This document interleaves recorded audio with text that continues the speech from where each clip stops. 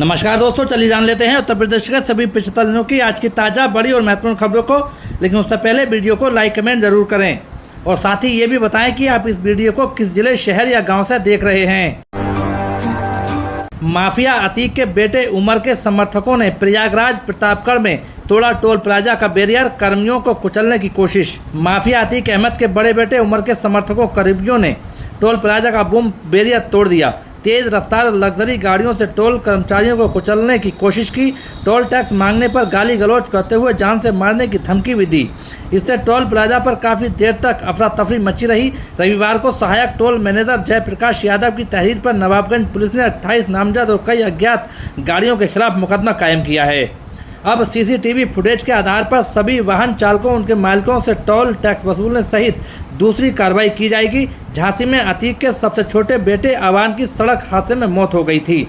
8 अगस्त को उसका जनाजा उठना था और कसारी मसारी में शव को दफनाया जाना था। इसमें शामिल होने के लिए लखनऊ जेल में बंद उमर को इलाहाबाद हाईकोर्ट से पैरोल मिली थी।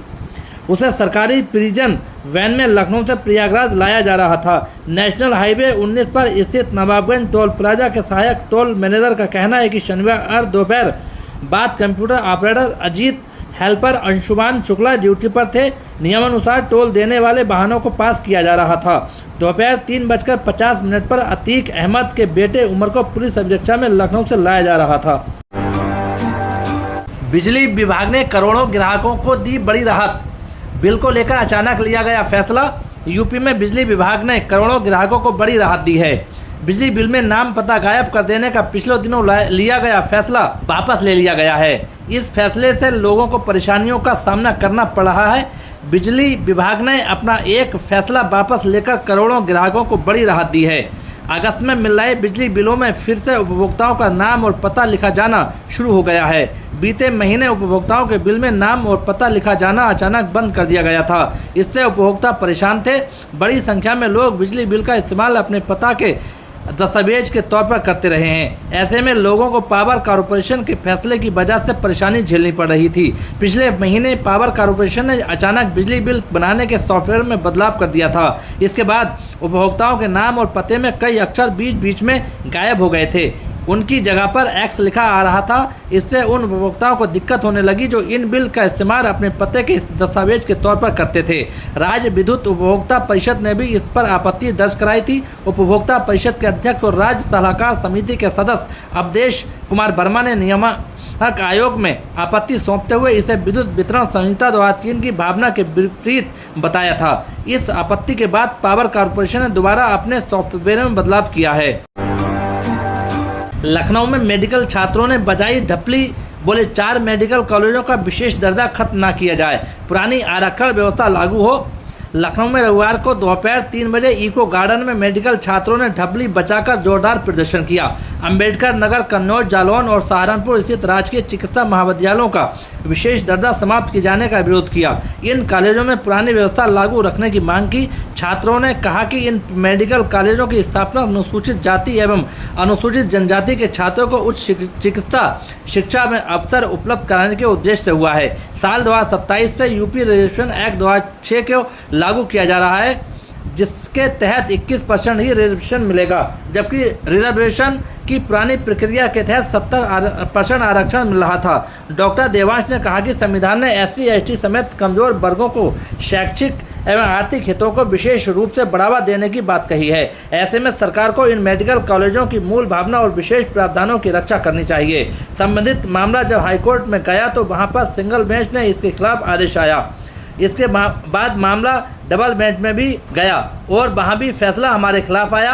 सरकार की तरफ से उचित पैरवी न होने की वजह से फैसला हमारे विरोध में आया है। साल 2027 से यूपी रिजर्वेशन एक्ट 2006 को लागू किया जा रहा है, जिसके तहत 21% ही रिजर्वेशन मिलेगा। मांग है कि रिजर्वेशन की पुरानी प्रक्रिया को लागू किया जाए, जिसमें 70% आरक्षण मिल रहा था। कभी अतीक की शान में पढ़े थे कसीदे, अब बेटे अवान की मौत पर मौन। इमरान प्रतापगढ़ी सोशल मीडिया पर उठे सवाल। माफिया अतीक अहमद के बेटे अबान अहमद की एक दुर्घटना में मौत हो गई, जिस पर शायर इमरान प्रतापगढ़ी ने सार्वजनिक रूप से कोई भी दुख जाहिर नहीं किया है। इमरान प्रतापगढ़ी कभी अतीक अहमद को मुसलमानों का मसीहा बताया करते थे, लेकिन अब मौन हैं। इस वजह से सवाल उठ रहे हैं। शायरी के जरिए सियासत में कदम रखने वाले कांग्रेस के राज्यसभा सांसद इमरान प्रतापगढ़ी इन दिनों चर्चा के केंद्र में हैं। एक समय था जब वो अतीक अहमद की शान में कसीदा पढ़ा करते थे। अब उसी अतीक के परिवार पर संकट टूट पड़ा है और उनके बेटे अबान अहमद की एक्सीडेंट में मौत हो गई है, जिस पर इमरान प्रतापगढ़ी की मौन रुख पर सवाल खड़े होने लगे हैं। अतीक अहमद के बेटे अबान अहमद की मौत पर इमरान प्रतापगढ़ी ने ही अपने सोशल मीडिया कोई ट्वीट कर दुख जाहिर किया है और न ही उनके परिवार के किसी सदस्य से बात कर संवेदना प्रकट की है। ऐसे में इमरान प्रतापगढ़ी अपनी चुप्पी को लेकर सोशल मीडिया पर घिर गए हैं। माफिया अतीक अहमद के परिवार के इस बुरे वक्त में उनकी दूरी और चुप्पी पर सोशल मीडिया पर सवाल खड़े हो रहे हैं। मुस्लिम युवाओं का एक बड़ा वर्ग इमरान प्रतापगढ़ी को सोशल मीडिया पर ट्रोल कर सवाल पूछ रहे हैं। इसे काउंटर करने के लिए इमरान प्रतापगढ़ी ने अपने समर्थकों की पूरी फौज उतार दिया है, जो डैमेज कंट्रोल करने में जुट गए हैं। प्रयागराज के बाहुबली रहे अतीक अहमद और उनके परिवार के साथ इमरान प्रतापगढ़ी के करीबी रिश्ते जाहिर हैं। इमरान पुराने शायरों और चुनावी मंचों के कई वीडियो में आज भी इंटरनेट पर मौजूद हैं, जिनमें वे अतीक की शान में कसीदे पढ़ते और उनकी तारीफ करते नजर आते थे। सपा सरकार बनी तो फिर होगी संभल हिंसा की जांच। शिवपाल यादव के सांसद बेटे आदित्य, समाजवादी पार्टी के महासचिव शिवपाल सिंह यादव के सांसद बेटे आदित्य यादव ने संभल हिंसा की जांच रिपोर्ट पर सवाल उठाते हुए इसे निष्पक्ष नहीं बताया। उन्होंने आरोप लगाया कि जांच के दौरान कई अधिकारियों को बचाने का प्रयास किया गया है। रविवार को बदायूं के बबराला स्थित PWD गेस्ट हाउस में पत्रकारों से बातचीत में उन्होंने कहा कि प्रदेश में समाजवादी पार्टी की सरकार बनने पर संभल हिंसा की जाँच दोबारा कराई जाएगी।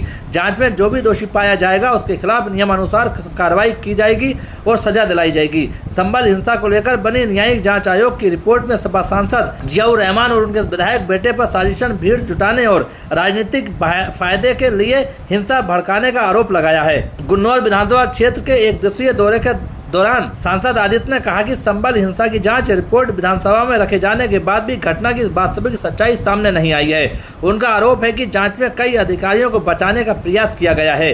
उन्होंने कहा कि घटना के वास्तविक कारणों और इसके लिए जिम्मेदार लोगों को पता लगाने के लिए निष्पक्ष जाँच जरूरी है। सपा सरकार बनने पर जाँच दोबारा कराने की बात कहते हुए उन्होंने कहा कि दोषी मिलने पर किसी को भी बख्शा नहीं जाएगा।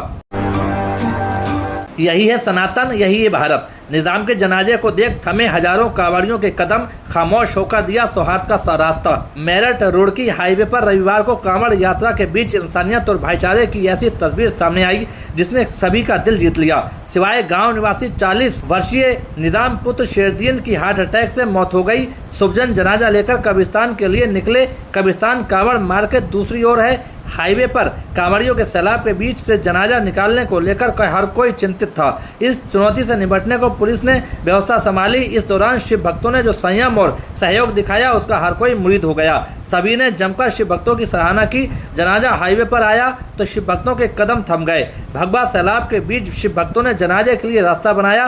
जनाजा हाईवे से जब गुजरा शिव भक्तों के कदम आगे बढ़े। इस दौरान शिव भक्तों ने सभी डीजे बंद कर दिए। भगवान भोलेनाथ के जयकार भी नहीं किए गए। चलिए दोस्तों, आज के लिए इतना ही। उत्तर प्रदेश की सभी खबरों को जानने के लिए बने रहिए हमारे चैनल द यूपी न्यूज़ 92 में।